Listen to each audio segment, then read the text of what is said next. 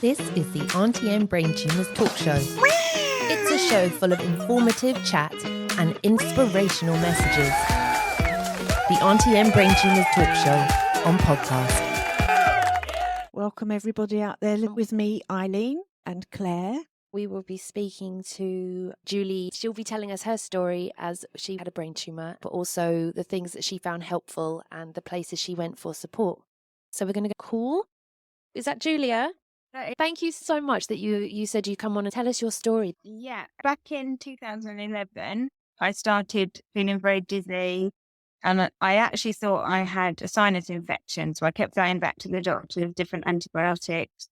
And then it eventually got worse. I was being sick and very dizzy that I was holding onto walls, couldn't walk in a straight line, bumping into people. And I was diagnosed with labyrinthitis, which is an inner ear infection. So I then had treatment for that, which didn't help at all. And it just went on. I got more and more sick. And in the end, we went for a private consultation because I wasn't really getting anywhere with the doctors.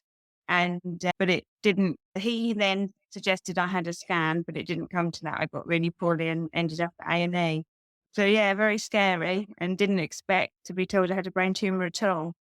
And scary for my husband as well. I had 2 children. At the time, they were 7 and 10. Molly, she was the 7-year-old. She found it a bit of an adventure, quite exciting. Mum's in hospital and enjoyed going to the shops and things like that. But now she has some issues that coming out later. Whereas Harry, he was 10, he understood a bit more and he's more open. He spoke about his feeling and he was fine. Did you find that with the children, the NHS were brilliant? Oh, absolutely fantastic. Because they don't always get the best feedback, do they? No, they don't. Yeah. They don't. But when you really need them for something like that, they were absolutely fantastic. From the moment we got to, it was Maidstone Hospital A&E, they were amazing.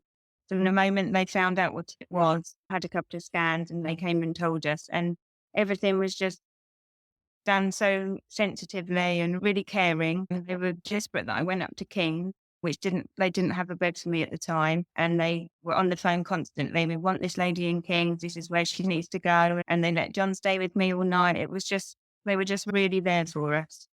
Do you still go for your checkups? Yes, I'm hoping next year will be 5 years. So I'm hoping to be discharged after that. But at the moment, I have a yearly MRI. And then I meet with the surgeon yearly as well. Do you find, like with all of us, when we go in the MRI, it's not the nicest?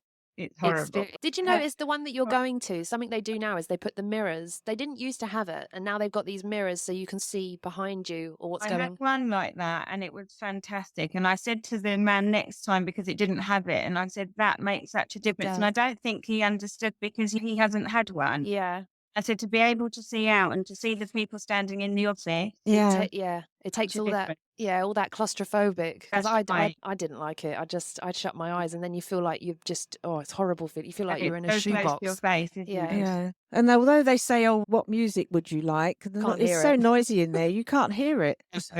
And sometimes they say that you can't have it because of the earphone. Yeah. So you don't manage to have it every time. And though I did find the music helpful, that I could count the songs and then I'd find out how long I was going to be in there. That's and a good idea. If they said 40 minutes, I'd say count songs. That's probably about 10 songs. And then I'd know that I'm nearly there. I did exactly the same thing. I was like, I'm on the 3rd song. I can't be going on for too much longer. I did exactly the same thing. So going forward, when you had you were looking for support afterwards now, do you have problems that you still want support with? I have been incredibly lucky. I have bounced back and I'm absolutely fine. When we go to King's, there's always somebody in the waiting room asking if you have any problems, asking about epilepsy and things, which thankfully I never had. So I think the support is there, but I've been really lucky that I haven't needed it. Wow. Oh, we've never had that, have we? No, I don't think so. In the waiting room? Really? No. Yeah. I think most times we've been there, there's a lady walking around, she had leaflets and she comes and talks to you to see if you suffer with that. Oh, that's really good. No, we've never had that at hospital. I won't say it in case they do it now, but where you go, where Claire goes, nobody's There's hardly anything on the walls apart from one support group locally. I'm going to ask because I think I'm going in August is my next that's MRI. your next checkup. So I think I'll ask. Yeah, I'll have a check and then I can tell everyone else, oh, it does it or it doesn't do it there. Go to another hospital. I keep telling Claire to put her little cards up on the notice board but she won't do it. It's a really good idea because you don't know things like this exist. And at the time, it would have been lovely to hear about other people in the same situation, because at the time it happens, you feel that, oh, this is rare, it doesn't happen. And then when you look into it, you find actually it's not. It happens to a lot of people and you don't realise that. No, it's true. Yeah. Oh, no, definitely. That's a good one to tell, yeah.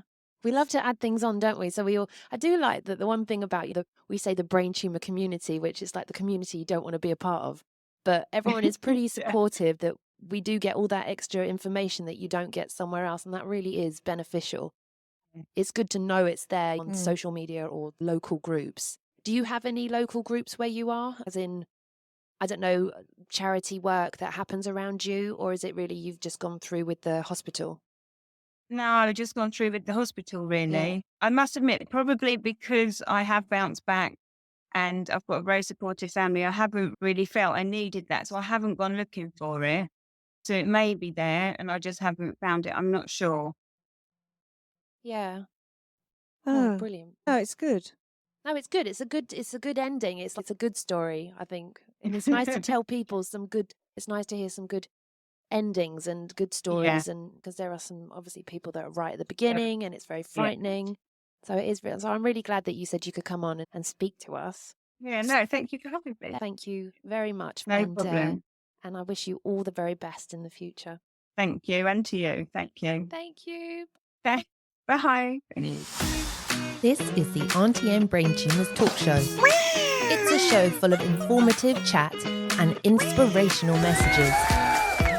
The Auntie M Brain Tumours Talk Show on podcast.